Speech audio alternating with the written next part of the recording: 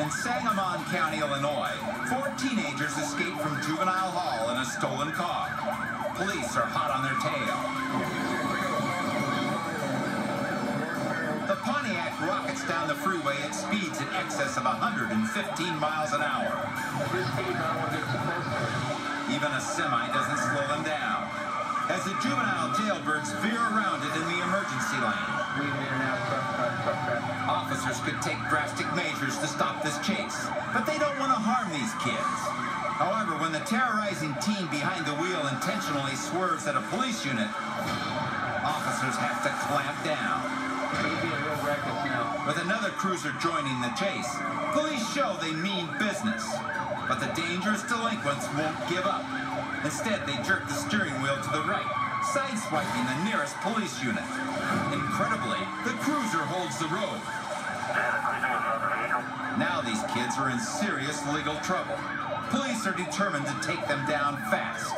The cruisers form a rolling blockade to box in the bad boys. Trapped and panicking, the driver cuts to the left and rumbles down the shoulder. The Pontiac blasts over the median, hurls across oncoming traffic, and crashes into a ditch. The driver bails out and hides in some nearby cornfields. He's arrested the next day, but his passengers are busted on the spot. Despite their legal troubles, these careless kids got off easy. Their highway hijinks could have resulted in serious injury or even death. Because they're minors, they didn't end up in the state pen. But if they keep committing adult crime, they'll eventually do adult time. Oak Park, Michigan.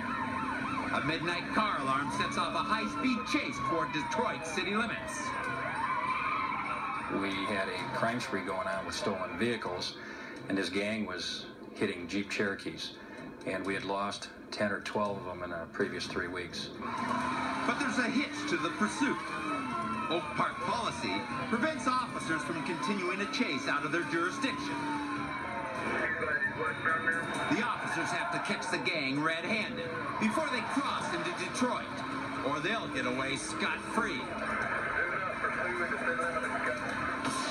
The juvenile delinquents create their own shortcut through a playground, making the most of the Jeep's four-wheel drive. Cruisers take their lumps and keep following. Cutting past the swing sets, one officer races to head the suspects off. But the Jeep rumbles past them, back onto the pavement. With the Detroit city line just a few blocks away, time is running out. Officer Don Gundy turns head-on toward the pursuit. He's the only cop left between the suspects and their escape. I knew that I had to stop them. I know if they get past me, they got a free shot home, and they'll get away.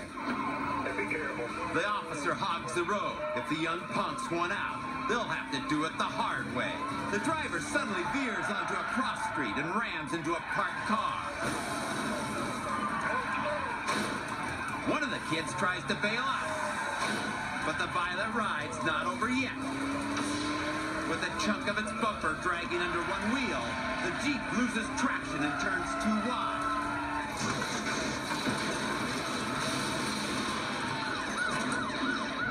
The hampered rear wheel snagged on the curb, sending the SUV plowing over a tree.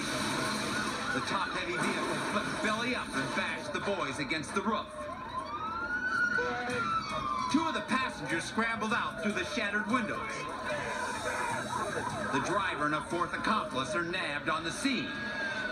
An officer spots one of the others running into the night. They soon catch him and make a startling discovery. It turns out the kid picked the worst possible time to try and ditch his friends. Impact slammed the door on his hand.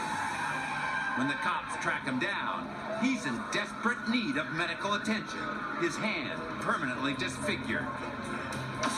These juvenile delinquents played a dangerous game in the adult world of crime, thinking their age would protect them from any long-term punishment. But in the real world, some penalties cannot be reduced with good behavior. Because no matter how lenient the law may be due to their age, at least one of the kids will be paying the price long after his childhood ends.